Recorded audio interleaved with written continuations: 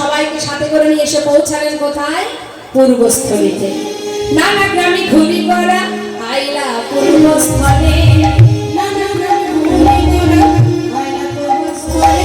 ভক্তগণের সবাই মিলে হরি হরি বলে, হরি হরি বলে। ভক্তগণের সবাই মিলে হরি হরি বলে। আনন্দ আর ভয় না, আনন্দ আর ভয় না, আনন্দ ভয় না, হরি হরি হরি বলে। আনন্দ ভয় না, হরি হরি হরি বলে। আনন্দ আর ভয় না। ভক্তগণের সবাই মিলে হরি হরি বলে। ভক্তগণের সবাই মিলে হরি হরি বলে। ও গোবিন্দ, কোথায় এটা? এটা পূর্বস্থলী। যাক, পূর্বস্থলে চলে এলাম যখন। শোনো গোবিন্দ, তুমি একটা কাজ করো, হ্যাঁ, সকলের সেবার ব্যবস্থা করো। যেই বলেছে সেবার ব্যবস্থা করো, গোবিন্দ ঘোষের একটু মনে মনে রাগ হয়ে গেল। তুমি তো বললে প্রভু, চিন্তা করলে না যে আমি একা কি করে এত ভক্তের সেবার ব্যবস্থা করব। গোবিন্দ ঘোষ চিন্তা করছে, হ্যাঁ, কিন্তু যার চিন্তা সেই তো করেন মা। হ্যাঁ, আমরা অনেক কিছু চিন্তা করি, কিন্তু তিনি যেটা ভাববেন, তিনি যেটা দেবেন, আমাদের সেইটুকুই পাওয়া হবে, তার বেশি তুমি পাবে না, যতই ভাবো না কেন। এখন প্রভু যে পূর্বস্থলীতে এলেন, সেই খবর সঙ্গে সঙ্গে চলে গেল নদিয়াতে। নদেবাসী যেই না শুনতে পেল পূর্বস্থলীতে গৌর এসেছেন, সঙ্গে সঙ্গে নদেবাসী তারা সবাই চললেন গৌর দর্শনে। বলুন দেখি, প্রভু দর্শনের আশায় কে না পাগলিনী হয়, পাগল হয়। সবাই যাচ্ছে, কিন্তু হ্যাঁ, খালি হাতে কেউ যাচ্ছে না। প্রভুকে ভালোবাসেন তো, তাই যার যেমন সামর্থ্য প্রভু সেবার বস্তু নিয়ে ছুটতে ছুটতে যাচ্ছে। তাই জেনে রাখবেন, একটা কথা মাথায় রাখবেন, কখনো ভগবত দর্শনে গেলে বা গুরুকুলে গেলে বা মন্দিরে গেলে খালি হাতে যেতে নেই। আপনার ক্ষমতা অনুযায়ী কিছু না কিছু প্রভু সেবায় দান করে আসবেন। তাই এবার যাচ্ছে ভক্তগণ, সবাইকে দর্শন করে গৌর হরি বলে রেখে এদিকে এসো। সেই থেকে দাঁড়িয়ে আছো, বললাম সেবার ব্যবস্থা করো। হ্যাঁ, খবর ব্যাপারটা কি? মন খারাপ করে আছো, বুঝতে পেরেছি। চিন্তা করছো কি করে কি হবে, তাই না? ও গোবিন্দ, চিন্তা করতে হবে না। দেখো কত ভক্ত সবাই আসছে, ঝড়ে বেরিয়ে আসছে আমাকে দেখবার জন্য। কিন্তু ভালো করে লক্ষ্য করে দেখো তো, কেউ কি খালি হাতে আছে? সবার হাতে সেবার বস্তু। হ্যাঁ, চিন্তা নেই তো? যাও তাহলে সবার হাত থেকে সেবার বস্তুগুলো নিয়ে একত্রিত হয়ে সেবার আয়োজন একত্রিত করো, এক জায়গায় করে রন্ধন করো। রন্ধন হলো, রন্ধনের পরে প্রভুর সেবা হলো। সেবার পর প্রভু কি করলেন মা? সেবার পরে প্রভু কি চান? কি চান? মুখশুদ্ধি। প্রভু বলছে, গোবিন্দ, সেবার চিন্তা তো করতে হলো না, তা সেবার পরে যেটা দিতে হয়, মানে আমার যেটা চাই সেটা দাও। গোবিন্দ ঘোষ বলছে, ও প্রভু, আমি তো জানি না সেবার পরে তোমার কি দরকার, একটু বলো, এনে দেব। সত্যি দেখছি জানো না? আচ্ছা শোনো, আমার একটু মুখশুদ্ধি চাই। কি মুখশুদ্ধি? হরিতকি। হ্যাঁ ঠিক আছে প্রভু, তুমি বসো, আমি এক্ষুনি গ্রাম থেকে ভিক্ষা করে নিয়ে আসি। প্রভুকে বসিয়ে রেখে চললেন গ্রামে। মুখশুদ্ধি মাগিবার তারে গোবিন্দ চলিলাম, মুখশুদ্ধি মাগিবার তারে গোবিন্দ চলিলাম।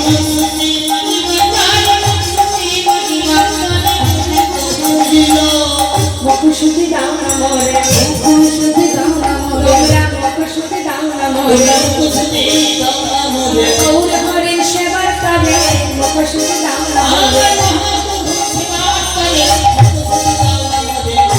তুই হরি তবে মাগিয়া রহিল, তুই হরি তুই। আমার দুটো হরিকে ভিক্ষা করেছে, এবার ফিরে আসছে। ফিরে আসতে আসতে চিন্তা করছে, তাই তো কাল প্রভু আজকে যেমন প্রভু চাইলেন, কাল যদি কোথাও গিয়ে বলে মুখশুদ্ধি দাও, তার থেকে একটা কাজ করি, আমি দুটো হরি ধকি প্রভুকে দিয়ে কাজ নেই। এক ভণ্ড ঘোল যে একা সেবা করতে পারে, তার কাছে দুটো হরি ধকি কোনো ব্যাপার নাকি? হ্যাঁ, এই নিমেষেই সেবা হয়ে যাবে। তার থেকে বাবা একটা রেখে দেবো, একটা প্রভুকে দেবো। কাল প্রভু যেই চাইবে সেই দিয়ে দেবো, তাহলে আমাকে ছোটাছুটি করতে হবে না। সেই ভালো। নিজে কি করলেন? একটা নিজের কাছে গচ্ছিত রাখলেন, আর একটা প্রভুর হাতে দিলেন। প্রভু তো সবই জানেন মা, কিছুই বললেন না। সেবা হয়ে গেল। সেবার পর বললেন, ও ভক্ত,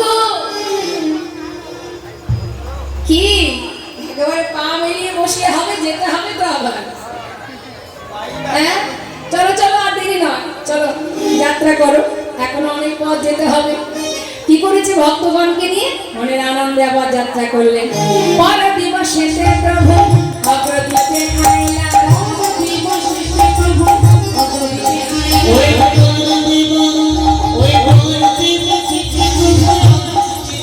আইলা। এটা কোথায় গোবিন্দ?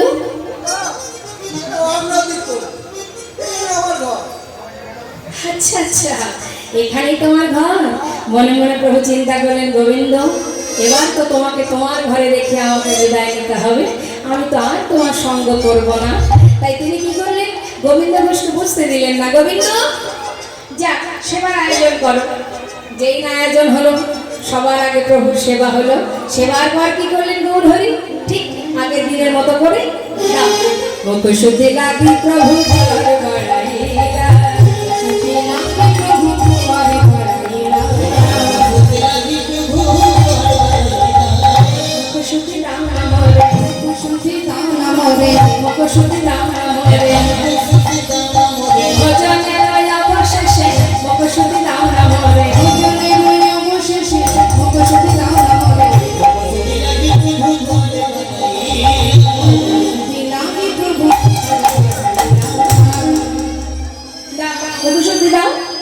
যেই হাত বাড়িয়েছে গোবিন্দ ঘোষের আর কি বুঝতে বাকি আছে, তার একেবারে গদগদ ভাবে বলে উঠলেন, আমি তো জানি তুমি চাইবে, এক্ষুনি দিচ্ছি, দাঁড়াও দাঁড়াও। যেই না নিজের কাছে যেটা সঞ্চিত ছিল মা তাড়াতাড়ি করে বাহির, এই না ধর। গৌর হরি বলেন, দাঁড়াও, কাল যখন মুখশুদ্ধি চেয়েছিলাম চাইবা মাত্র দিতে পারোনি, তোমার দিতে বিলম্ব হয়েছিল। আজকে তুমি চাইবা মাত্র কোথায় পেলে? আমি তো জানি তুমি চাইবে প্রভু। কাল দুটো হরি তোকে ভিক্ষা করে একটা আমার কাছে রেখেছিলাম, একটা তোমায় দিয়েছিলাম। আজকে তুমি যেই চেয়েছো সেই দিলাম। কি আমি ভালো করিনি? বাহ, চমৎকার। এতদিন আমার সঙ্গী হয়ে এই শিক্ষা পেলে গোবিন্দ। তুমি কি জানো না, সন্ন্যাসীর নহে প্রভু সঞ্চয় বাসনা। শোনো গোবিন্দ, যারা আমার উপরে নির্ভরশীল হয় না, আমি তাদের মুখ দর্শন করি না। তাই আজ আমি মনে করি যে আমার উপরে নির্ভরশীল না হয়ে যে সঞ্চয় করে রেখেছো তুমি, আজ থেকে আমি তোমায় ত্যাগ করলাম। না না দয়াময়, এমন কথা বলো না তুমি। আমি মানছি আমি সঞ্চয় করেছি, বিশ্বাস করো দয়াময়, আমি তো আমার জন্য করিনি, আমি তো সঞ্চয় করেছি তোমার জন্য। তো যদি আমার অপরাধ হয়, তুমি আমাকে অন্য কোনো সাজা দাও দয়াময়, মারো, যাহা মনে আসে বলো, কিন্তু তুমি আমার ত্যাগ করে চলে যেও না দয়াময়। আমি তুমি ছেড়ে থাকবো কি নিয়ে প্রভু? তুমি ছাড়া আমার আর কেউ নেই গৌরহরি। আমি তোমার ছেড়ে থাকতে পারবো না। গৌরহরি কোনো কথাই শুনছেন না। ভক্ত যে আমার সঙ্গী হয়ে আমার উপরে নির্ভরশীল হতে পারে না, আমি তো তাকে আমার সঙ্গী করতে পারবো না, আমি তার মুখ দর্শন করবো না। আজ থেকে আমি তোমায় ত্যাগ করলাম। ভক্ত চলো এখনই গোবিন্দকে ত্যাগ করে আমরা এই অগ্রদীপ ছেড়ে চলে যাবো। না দয়াময়, আমি তোমায় ছেড়ে থাকতে পারবো না, তুমি আমায় ফেলে চলে যেও না দয়াময়। ছুটে গিয়ে চরণটা জড়িয়ে ধরেছে গৌরহরি। না, আমি তোমায় ছাড়বো না প্রভু, আমি তোমায় ছাড়বো না। তুমি পতি পাবন হরি,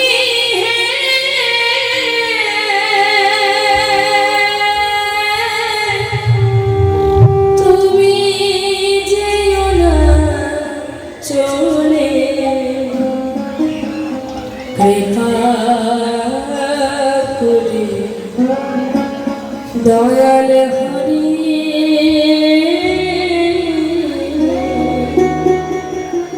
আমায় রাখো চরণে।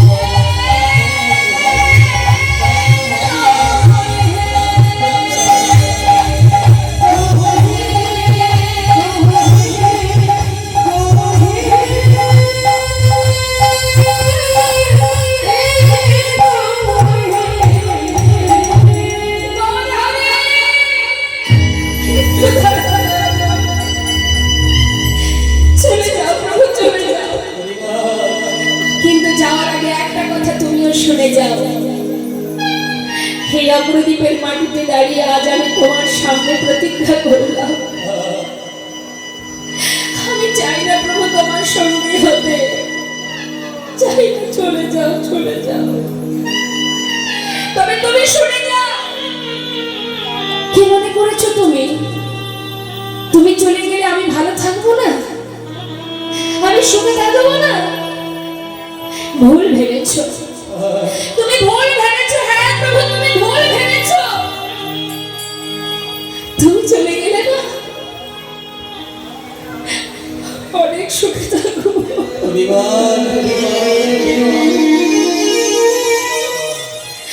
আমি অনেক ভালো থাকবো।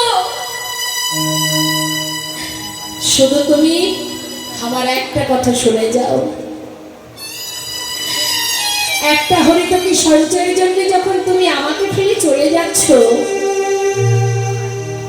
এই গোবিন্দ ঘোষ স্বর্ণদ্বীপের মাটিতে দাঁড়িয়ে তোমায় প্রতিজ্ঞা করল, যদি দিবানিশি আমি তোমাকে স্মরণ করে থাকি,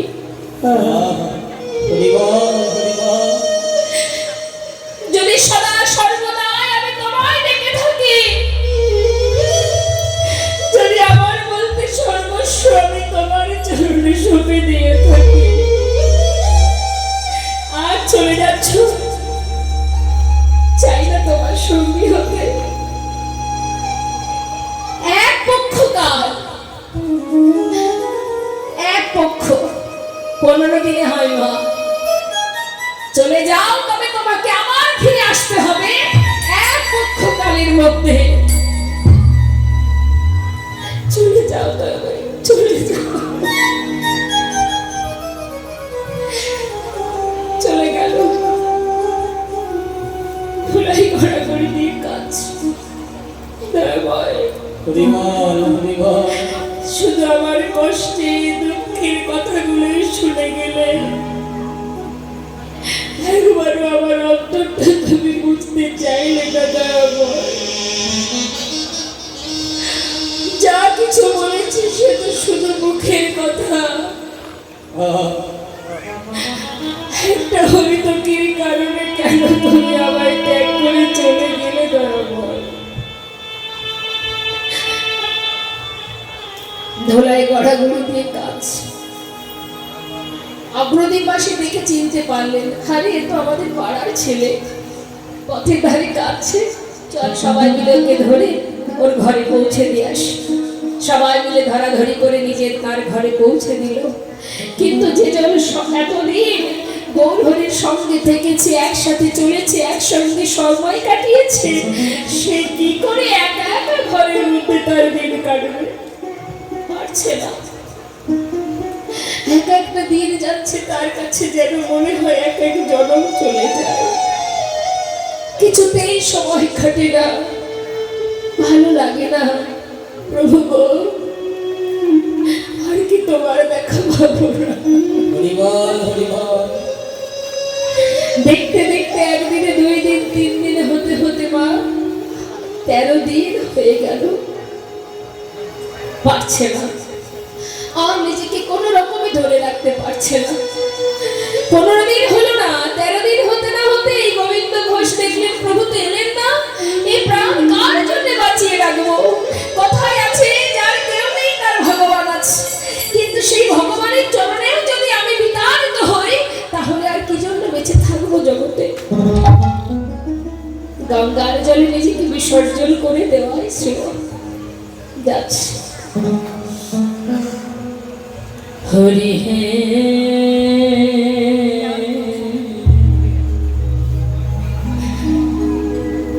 বলো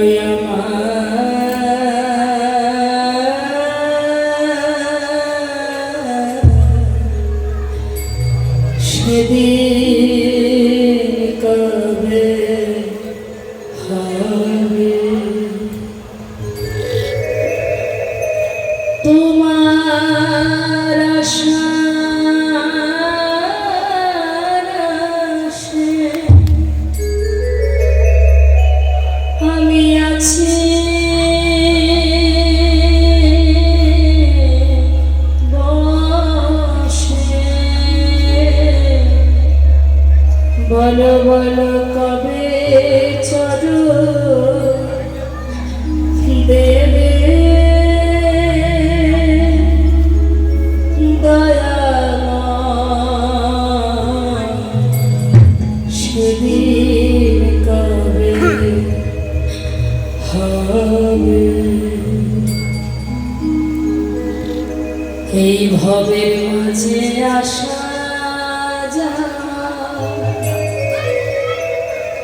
ওগো দয়াল, তোমায় ডাকা হলো না, যা বলবো বলে সবাই এসেছিলাম, সে যে বলা হলো না। এই ভবের মাঝে আসা যাওয়া তোমায় ডাকা হলো না, আমরা যা বলবো বলে এসেছিলাম, আমাদের বলা হলো না। তুমি পারে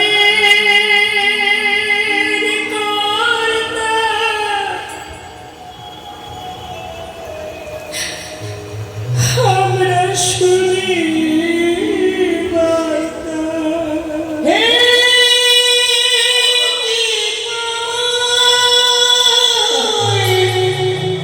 তুমি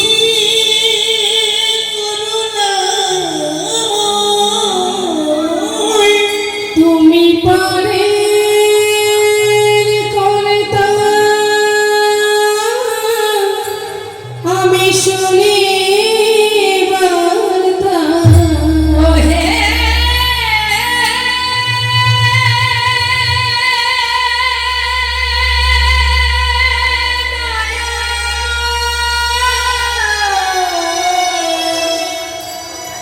হে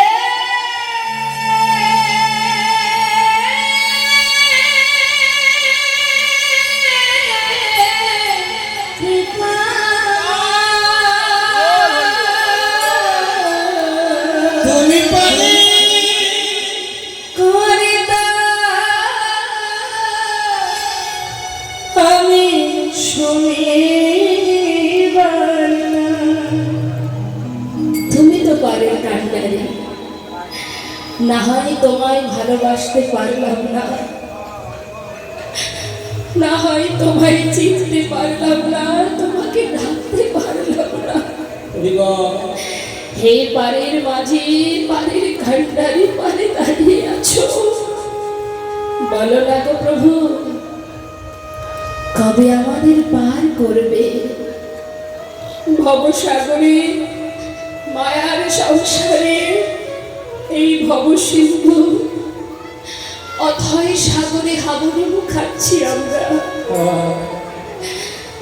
তাই একটিবার বলে দাও দয়াময়, তুমি পারের করতা, শুনি বার্তা, বলো বলো আমাদের কবে পার করিবে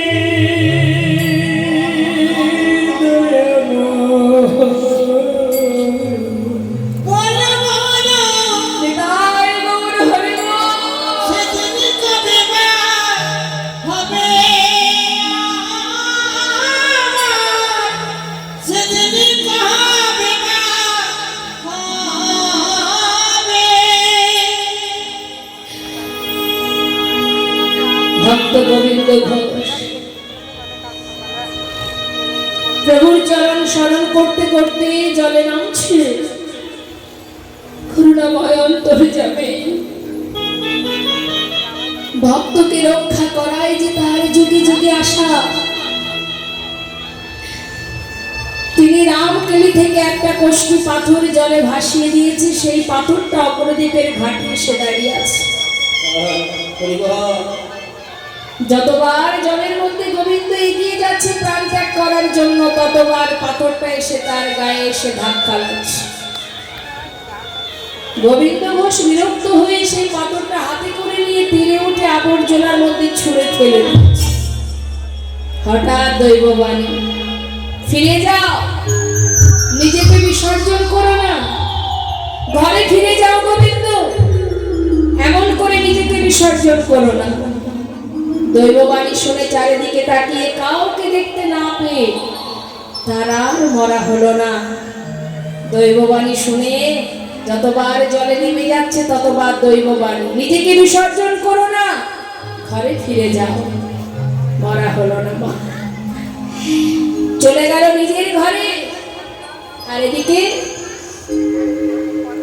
গৌরহরি আমার রামকেলি থেকে আবার ফিরে এলেন অগ্রদ্বীপে। কেন? ভক্তের ভক্তি যদি কানায় কানায় পরিপূর্ণ হয়, ভগবানের সাধ্য নেই দূরে থাকার, দেখা তো তাকে দিতেই হবে। করুণাময় ভক্তগণকে নিয়ে এসে অগ্রদ্বীপে গোবিন্দ ঘোষের ঘরের কাছে এসে আবার দাঁড়ালেন। গোবিন্দ, দরজা খোলো। যেই না দরজা খুলেছে, বাইরে প্রভুকে দর্শন করে গৌরহরি চরণটা জড়িয়ে ধরে গোবিন্দ ঘোষ কাঁদছে। গৌরহরি বলে, শান্ত হও গোবিন্দ, শান্ত হও, কেঁদো না, শান্ত হও প্রভু, অনেক কষ্ট পেয়েছি, এলে যখন কথা দাও আমাকে আর কোনোদিন তোমার সঙ্গ ছাড়া করবে না। শান্ত হও, কথা দিলাম আমার সঙ্গ ছাড়া করবো না তোমায়। কিন্তু গোবিন্দ, আমি যে আসবো তুমি জানতে না তো প্রভু? কেন আমার আগমন বার্তা তুমি পাওনি? গঙ্গায় ডুবে মরতে গিয়েছিলে কেন? তুমি কি করে জানলে প্রভু? সে কি কথা, আমি জানবো না তো জানবে কি শুনি? হ্যাঁ, তা কেন মরতে গিয়েছিলে? হে দয়াময়, তোমার ছেড়ে থাকতে পারবো না। আচ্ছা, কিছু পেয়েছিলে?